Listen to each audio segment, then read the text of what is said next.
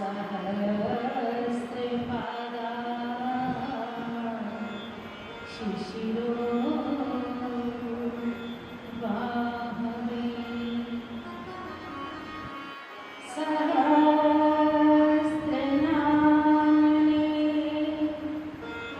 पुरुषाय शाश्वते सहस्रकोटि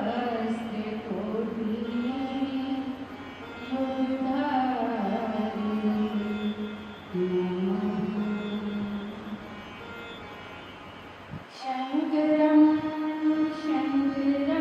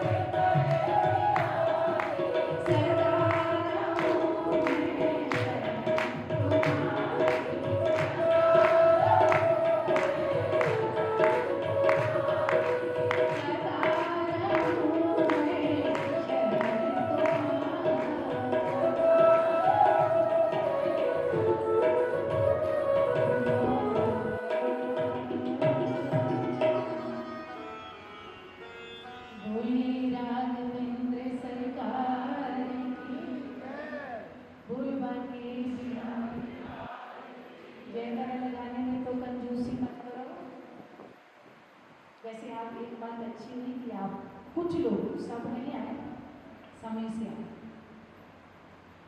समय से आए, अच्छा लगा, प्रसन्न हुए, और संत प्रसन्न हो गए तो भगवान को प्रसन्न हो। संतों की प्रसन्नता भगवत द्वार खोलती है, वैकुंठ का द्वार खोलती है। इसलिए स्वामी जी कहा करते थे, संतों के सन्मुख रहे और सद्गुरु से सद्भाव। संतों के सन्मुख रहे और सद्गुरु से सद्भाव, दुनिया में ऐसे रहे जैसे लग जाए दाग। संतों को पकड़े रहो और सद्गुरु के चरणों को पकड़े रहो। दुनिया में तो जैसा दाव लगे वैसा चलाना पड़ेगा, और फिर आप दाव नहीं लगाओगे, फिर तो आप आज्ञा अनुसार चलोगे, आज्ञाकारी बन जाओगे। क्योंकि संत के पास हो ना और गुरु के पास हो, वो तुम्हें गलत मार्ग पर चलने ही नहीं देगा, जाने ही नहीं देगा। इसलिए अच्छा लगा समय से आया, क्योंकि मैं सदैव ये कहा करती हूँ कि संसार में बहुत सारी वस्तुएं हैं जो बेशहा कीमती, बहुमूल्य। कुछ वस्तुएं ऐसी हैं जो अतिशय कीमती है, किंतु एक वस्तु ऐसी है जिसकी कोई कीमत नहीं, जिसका कोई नहीं। और वो क्या है? समय। अगर समय रहते समय की कीमत को नहीं पहचाना तो समय आपको बता देगा कि समय की मार कैसी होगी। इसलिए उत्कृष्ट जागृत प्राप्त वरान्नि बोलता, जाग जाओ ब्रह्म मुहूर्त में, क्योंकि बहुत लंबी यात्रा है। मुसाफिर सब में उठता है जो जाने दूर होता है। कहीं दूर जाना होता है तो जल्दी बिस्तर का तैयारी कर देते करके शैया का त्याग कर देती, क्योंकि ट्रेन आपका इंतजार नहीं करेगी, प्लेन आपका इंतजार नहीं करेगा, आपको ही करना पड़ेगा। बोले हम तो अपनी गाड़ी से जाएंगे, हम तो अपनी गाड़ी से जाएंगे, थोड़ी लेट हो गए ना ट्रैफिक जाम मिलेगा, जहाँ आधा घंटा में पहुंचना वहाँ 2 घंटा में पहुंचना, और फिर पहुंचे पहुंचे ना पहुंचे। इसलिए जवानी में अदम लिबास दे सामान कर प्यारे, मुसाफिर सब पे उठता है जो जाना दूर होता है। ये तरुण अवस्था करने के लिए होती है। तरुण अवस्था ये स्वामी जी के शब्द है, याद आ गए तो कह दी। तरुण अवस्था करने के लिए होती है और बुढ़ापा तो भोगने के लिए होता है, क्योंकि हाथ चलते नहीं, आंख काम करती नहीं, दर्शन हो नहीं सकता, पूजा हो नहीं सकती, मंदिर तक जा नहीं सकते, कोई पकड़ के ले जाए तो जाए, है ना। तो इसलिए जवानी में कदम के वास्ते सामान कर प्यारे, जब तरुण हो उस तरुणाई में ही उस परमात्मा का साक्षात्कार करो, साधना प्रारंभ करो। अभी 2 साल से अच्छा लगा है, 2 साल से भगवान दास जी सुरेंद्र जी ये युवा पीढ़ी जुड़ी हुई, यंग जनरेशन सत्संग से जुड़े, क्या बात है। क्योंकि इनके हाथ में कमान है, इनके हाथ में बांधो है, ये संभलेंगे तो अपने बच्चों को भी संभालेंगे, अपने बच्चों को भी संस्कार देंगे। तो स्वयं ही का पता नहीं होगा तो बच्चों को कैसे पढ़ाएंगे। वरन तो आजकल माता पिता बालकन बुलावन और उदर भय से धर्म सिखावन, सिर्फ पेट भरने की विद्या, और वो विद्या नहीं है, वो अविद्या है। पेट पालने की विद्या भी अति आवश्यक है, लेकिन उसके साथ साथ ब्रह्म विद्या भी होनी चाहिए, जो तुम्हारे जीवन की अविद्या को नष्ट कर सके, अज्ञानता को नष्ट कर सके। तभी आपका जीवन सत्यम शिवम सुंदरम बनेगा। संसार तो पंख है, संसार तो पंख है। पंख जानते हो? पंख जानते नहीं जानते? पंकज जानते हो? कमल को बोलते हो, उसका नाम इसलिए पंख अज, पंख से पैदा हुआ है, जो कीचड़ से पैदा हुआ है। जो संसार तो पंख है, एक पांव निकालो दूसरा धंस जाता है, निकलना बहुत मुश्किल है, विशेष तौर पर गृहस्थी का जीवन जंजाल है, फंसा हुआ है, पंख है, किंतु इतना बुरा भी नहीं है। उसी पंख में कीट भी होता है, उसी पंख में मेंढक भी होता है, लेकिन उसी पंख में कमल भी तो खिलता है। पंख के कीट मत बनो, विषयों के पुजारी मत बनो, इच्छाओं के गुलाम मत बनो, कमल की तरह खिलो। उसी पंख में कमल है। मल रहित जीवन जियो, और मल रहित जीवन कैसे जिया जाता है, ये शबरी से सीखो, शबरी से सीखो। कौन है शबरी? कल मैंने आपको बताया था, तो आते ही मुझे माता जी ने कहा कि आपने बीच में छोड़ा, आज हमें जरूर बताना। मैं कहा वो क्या? कोई ऊपर याद वाली बात बताई ना आपने, एक जीवन काल में ही उनका नारायणीकरण हो गया। मुझसे कहा क्या यही करते कि 4 भुजाएं नहीं मिली थी ना उनको। मैं कहा क्या सुन रहे थे आप, आपका ध्यान कहाँ था? नारायणीकरण नाम ही उसका है। चतुर्भुज हो गए, पीतांबर हो गया, श्याम वर्ण हो गया, यानी श्याम रंग के हो गए। जैसे नारायण है, नारायण को उनको खड़ा कर दो तो पहचान नहीं सकते आप। किरीट है, कुंडल है, पीतांबर है ना, ये सब कुछ है उनके पास। नारायणीकरण यानी नारायण का ही स्वरूप हो गया, नारायण का ही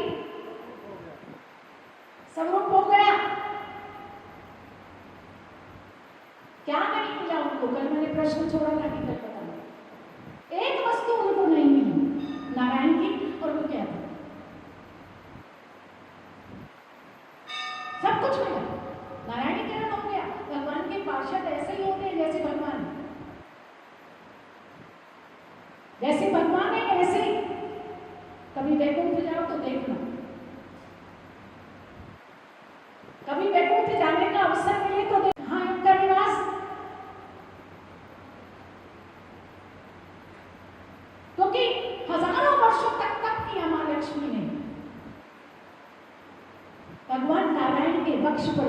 पाने के लिए करोड़ों वर्षों तक तप किया,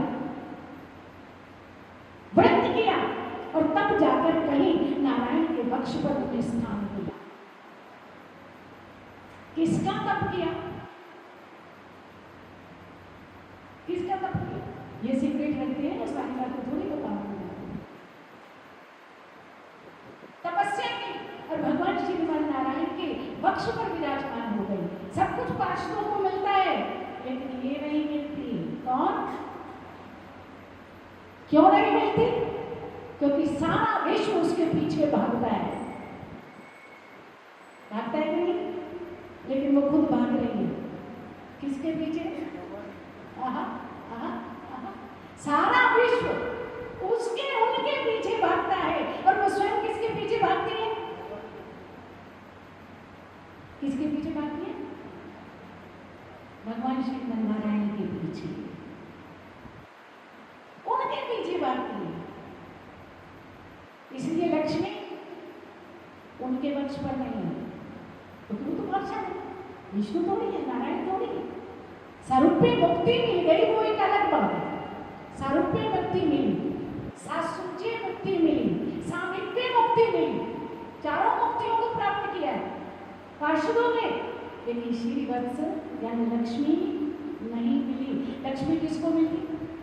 वो तो नारायण के पीछे भागती, नारायण के पीछे। पर यहीं तक यात्रा समाप्त नहीं होती, बड़ा आनंद आएगा। थोड़ा सा पीछे लौट कर देखो, थोड़ा सा पीछे लौट कर, ये नारायण के पीछे लक्ष्मी भागती है, और नारायण किसके पीछे भागती है?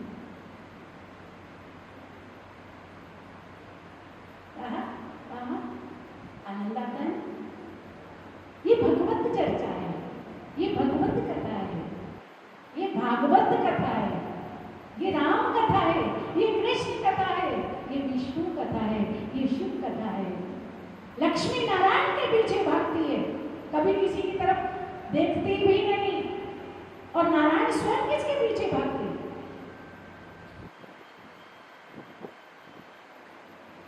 किसके पीछे भागते? व्यक्ति ये कहता है कि मैं अहंकारं बलं तत्त्वं कामं क्रोधं च संश्रितम्। अहंकार में, बल में, दर्प में, क्रोध में, काम में अपने आगे किसी और की गिनती ही नहीं करता। मैं सबसे बड़ा मैं, और वास्तव में मानव सबसे बड़ा है। 84 लाख योनियों में सबसे श्रेष्ठ है, सबसे उत्कृष्ट है।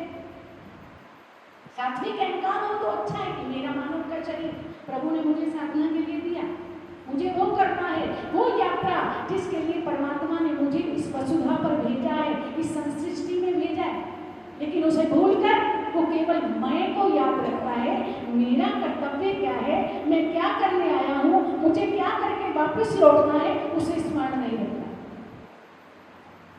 और यही कारण है कि अपने श्रेय मार्ग से गिर जाता है। नहीं कहता है मैं बड़ा, मैं बड़ा, मैं बड़ा, मैं बड़ा। मैंने कहा अरे भाई तू तो बहुत बड़ा है। बोले हूं नहीं, मैं बड़ा। अच्छा तू बड़ा तो पृथ्वी पर फिर क्यों खड़ा? कभी विचार किया? तू बड़ा, बहुत बड़ा, पृथ्वी पर फिर क्यों खड़ा? एक तिल मात्र ऊपर उठ जा, बिना पृथ्वी के आधार पे खड़ा हो जा। हो सकता है? बहुत बड़ा है ना, बहुत अहंकार है ना तुझे कि मैं बड़ा। मानव कहता मैं बड़ा, मैंने कहा पृथ्वी पर फिर क्यों खड़ा? पृथ्वी को गर्व हुआ, बोले मानव मुझ पर शरण लेता है, मेरे मुझ बना लेता है, मेरी गोदी में बैठता है, मैं ना हूं तो कहां जाएगा? मैं बड़ी, मैं बड़ी। संतों ने कहा, बोले अच्छा बहुत घमंड है ना। पृथ्वी कहती मैं बड़ी, बोले शेष के सिर पर फिर क्यों पड़ी? कहां है पृथ्वी का निवास? और अगर तिनका मात्र भी शेष हट जाए और सोचे कि मैं भी थोड़ा सा आराम कर लूं तो क्या होगा? जरा सा हिलते ही तो है, भूकंप आ जाता है, साइक्लोन आ जाता है, अभी परसों तूफान आया था, टूट गए, फूट गए, भयभीत हो गए। क्यों? कि वो शेष जरा से विचलित हुए, जरा से झपकी लग गई। क्या लगा? अगर उनको भी थोड़ी सी झपकी लग जाए तो क्या होगा? तुम्हारा माथे, इसका माथे धरती का। बोले मानव कहता नहीं था, धरती पर फिर क्यों पड़ा? धरती कहती नहीं पड़ी कि शेष के सिर पर क्यों पड़ी? बड़ा इंकारी। मैंने पूछा, शेष की आपकी क्या है?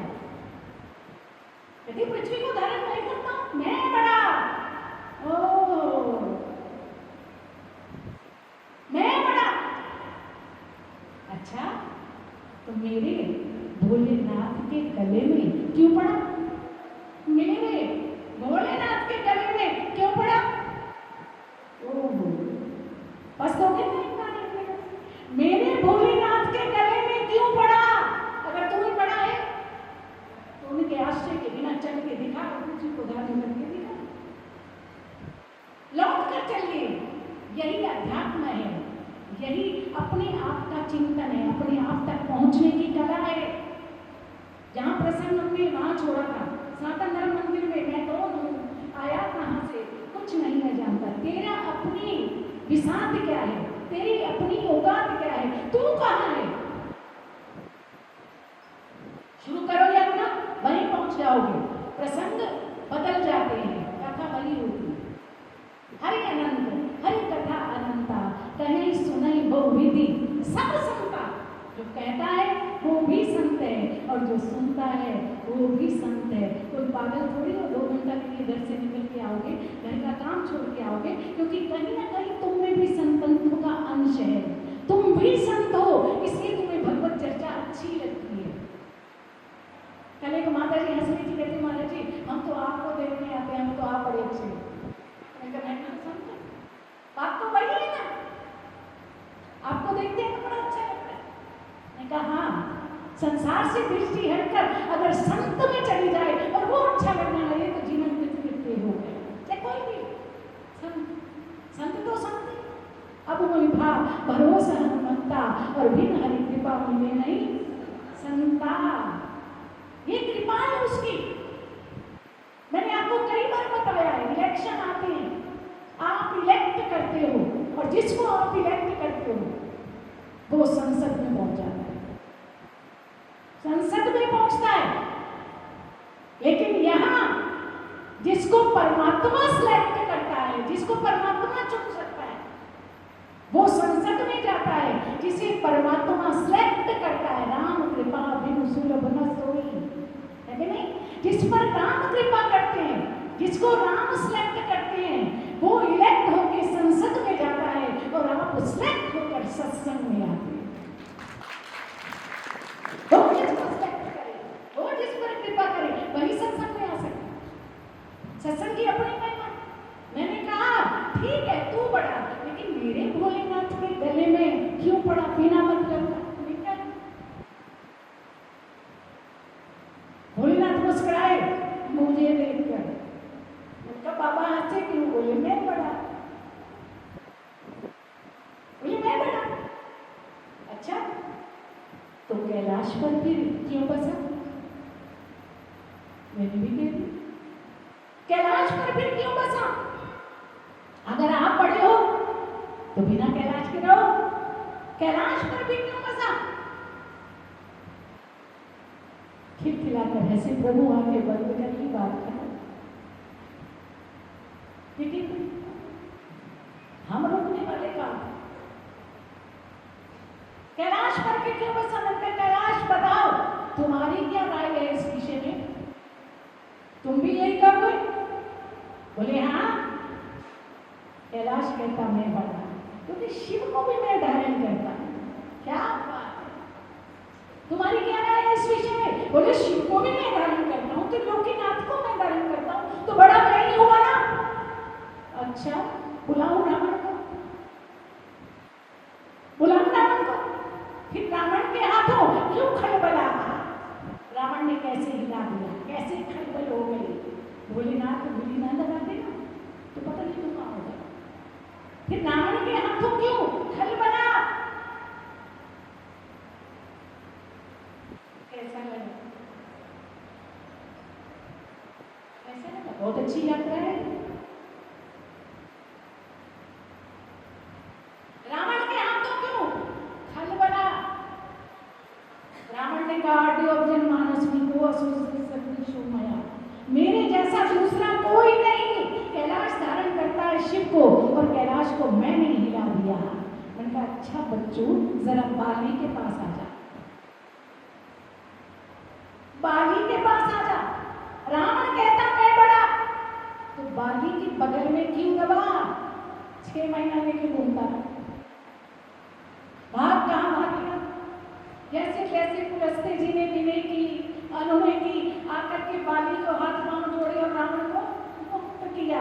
वो तो बड़ा है ना, तो जरा बाली की बगल में आ जा।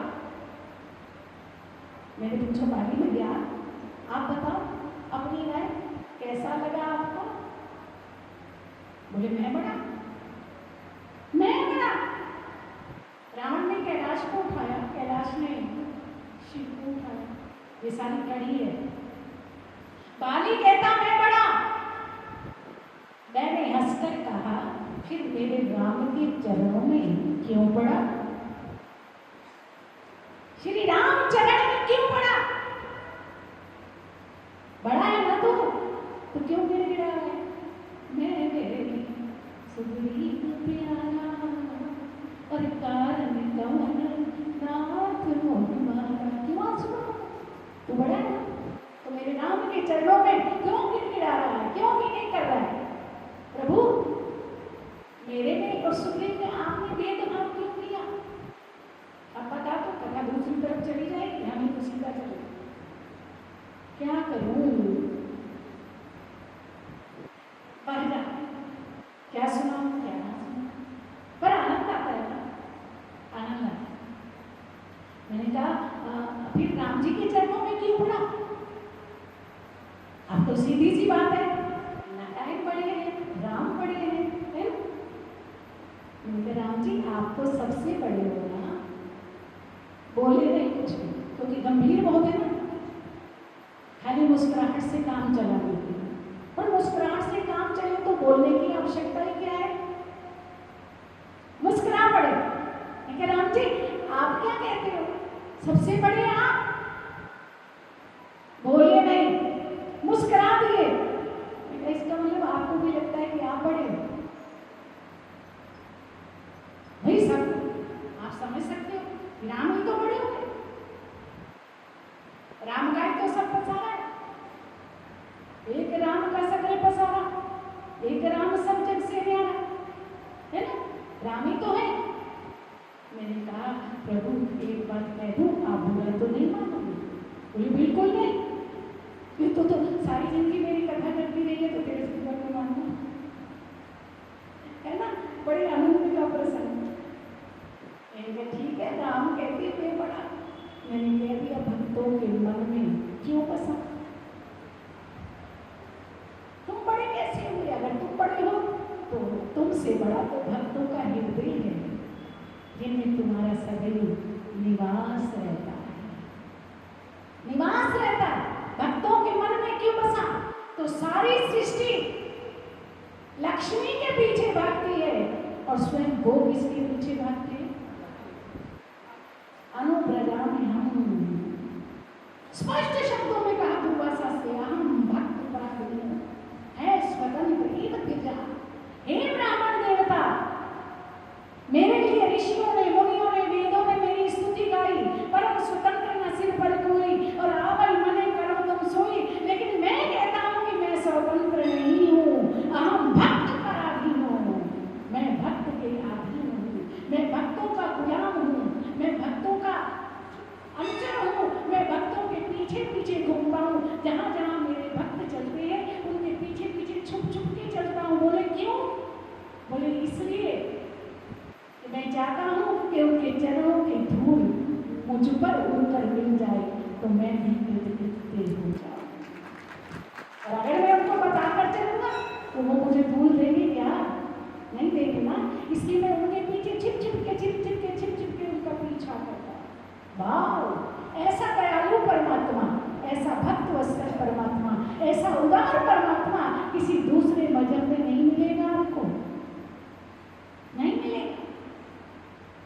इसलिए क्या चाहिए? बोले भागो, क्या जरूरत है? इसलिए सब कुछ मिला, श्री वत्स चिन्ह नहीं मिला, क्योंकि लक्ष्मी किसी की तरफ देखती ही नहीं। कहाँ देखती है? एक बार एक जगह बहस हो गई, कहते क्या है कि तुम्हारे नारायण भगवान पत्नी को गुलाम बना के रखा होता है, सबसे साथ हर समय पानी दबाती रहती है, पानी दबाती रहती है, पानी दबाती रहती है। मैं कहता जब उन्हें ऑब्जेक्शन नहीं है तो तुम्हें क्यों? पानी दबाती रहती है। उनका मैंने कहा भगवान ने कहा उनको कि मेरे पाँव दबाओ, वो मानव नहीं है, भगवान है। उन्होंने कहा कि मेरे पाँव दबाओ।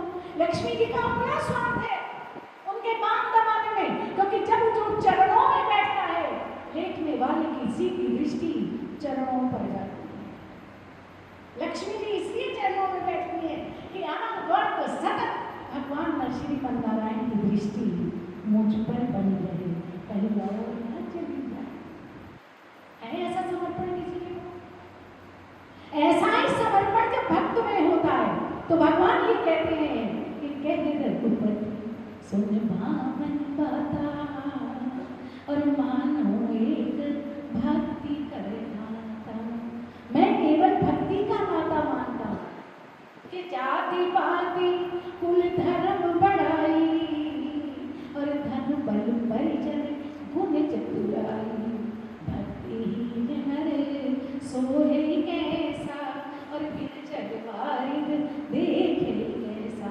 जैसे बिना जग के बादल सर्वगुण संपन्न है, आप जाति है, पापी है, कुल है, धर्म है, बढ़ाई है, धन है, बल है, परिजन है, बंधु है, मानव है, इन सबके होते हुए अगर आप में भक्ति नहीं है, प्रभु के नाम का स्मरण नहीं है, प्रभु के गुणानुवाद का चस्का नहीं है, रस नहीं है, तो आप ऐसे हैं जैसे बिना जल का बादल, गरजता तो है लेकिन बरसता नहीं। बिन जल वारिद देखें कैसा। तो अपने अंदर जिन गुणों को संजोना है, अपने अंदर जिस तप को संजोना है, अपने अंदर जिस भाव को संजोना है, उस सब का जो प्रवाह है वो भक्ति की तरफ होना चाहिए, क्योंकि भक्ति की लहरें ही, भक्ति की धारा ही हमें भगवत चरणार बिंदु तक पहुंचा सकती है। तो ये जो भक्ति का उपदेश किया है भगवान ने, किसको किया? नवधा भक्ति, नौ का चल रहे हैं। नवधा भक्ति का उपदेश भगवान ने शबरी को किया। वाल्मीकि से सुना, भारद्वाज से सुना, अगस्त से सुना, कितने हजारों ऋषि मुनि रास्ते में, वन के रास्ते में। वशिष्ठ जी को गुरुकुल में रहकर सुना, विश्वामित्र से तो स्वयं दिव्य अस्त्रों की विद्या प्राप्त की, लेकिन सुनाया क्या? इनमें से कोई पात्र नहीं था सुनने वाला। शबरी को ही क्यों चुना? कारण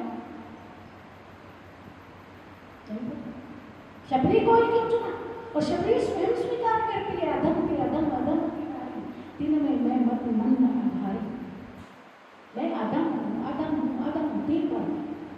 फिर मति मंद हूँ, अघारी, पापों से बनी हूँ, मेरे बिना गुण है, न भक्ति है, न ज्ञान है, न कोई मर्यादा है, न कोई चरित्र, कुछ भी तो नहीं।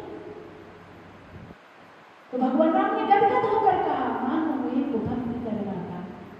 कौन है ये शबरी? भगवान स्वयं लगाए थे नवधा भक्ति का उपदेश देने के लिए। दीन है, अकिंचन है, फिर भी राम जी बरस पड़े, अपने मुख से उपदेश किया। वो भी भक्ति का, जिस भक्ति की एक बूंद पाने के लिए बड़े बड़े योगी, बड़े बड़े ऋषि, बड़े बड़े तपस्वी तड़प जाते हैं, तरस जाते हैं। तप तो मिलता है, योग भी मिलता है, ज्ञान भी मिलता है, किंतु भक्ति नाम वेद तप साधना दानी नाचारिज्या, इनसे नहीं मिलता है।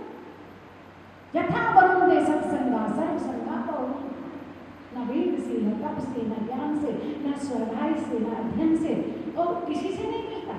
जिस तरह से भक्ति मुझे अवरुद्ध करती है, इनमें से कोई भी साधन मुझे अवरुद्ध नहीं कर सकता। और ये अथाह भक्ति केवल शबरी में है। कौन है शबरी? पता है आपको कौन है शबरी? शबरी करीब है, अकिंचन है, इस धोखे में मत रहना, इस धोखे में मत रहना। शबरी राज कन्या है, शबरी राज कन्या है। बड़े बड़े संतों विश्वों में जो गुण नहीं होते वो सारे के सारे गुण शबरी में है। और शुरुआत कहां से हुई? शबरी की शुरुआत कहां से हुई? मैंने देखा है लोग मंदिरों के बाद श्रद्धा सबूरी ये शब्द लिखते हैं, कहते ये हमारे गुरु जी का है, ये हमारे बाबा जी का है, हमारे फलाने का है, ये हमारे ढिमकाने का है। मुझे हंसी आ जाती है। ये पता है जितने भी शब्द तुमने चुराए हैं ना हमारे सनातन से चुराए, ये सबूरी, ये श्रद्धा, ये हमारी शबरी की देन है। इनकी आचार्य शबरी है। सबर करे तो सबरी, और सबूरी किसको कहते हैं? संतोष सबर है? वो त्रेता में हुई है।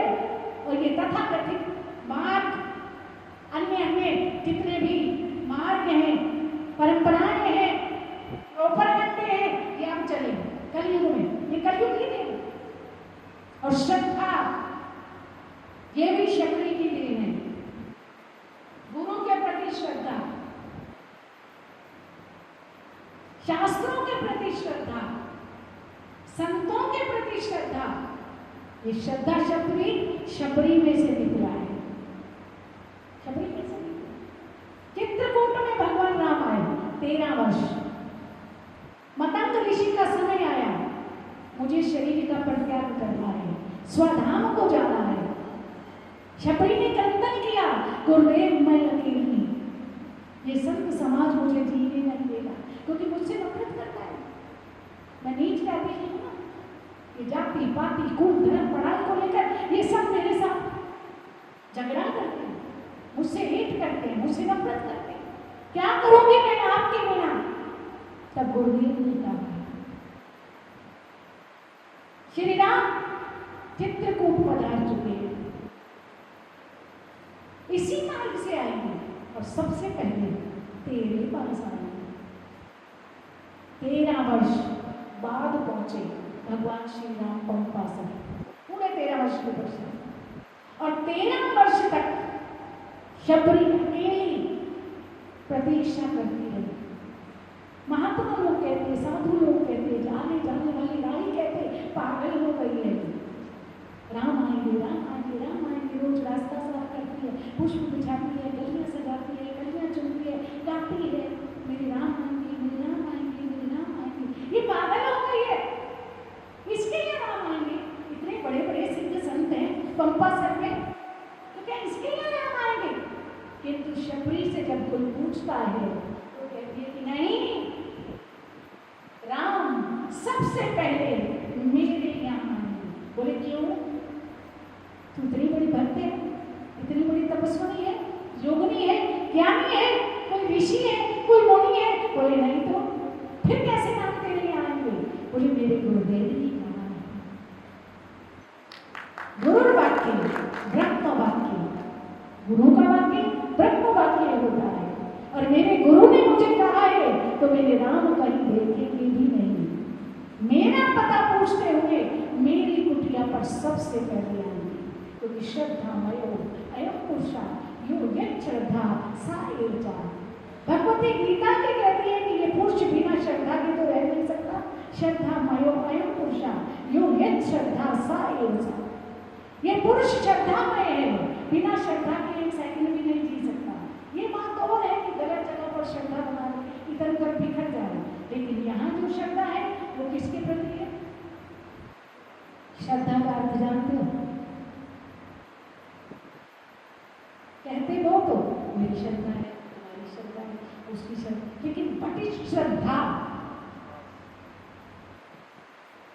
किसको कहते हैं? श्रद्धा नहीं पता, पता हो तो मुझे बताओ, तो कल याद करके आना, फिर बता दें, नहीं तो फिर हम तो कल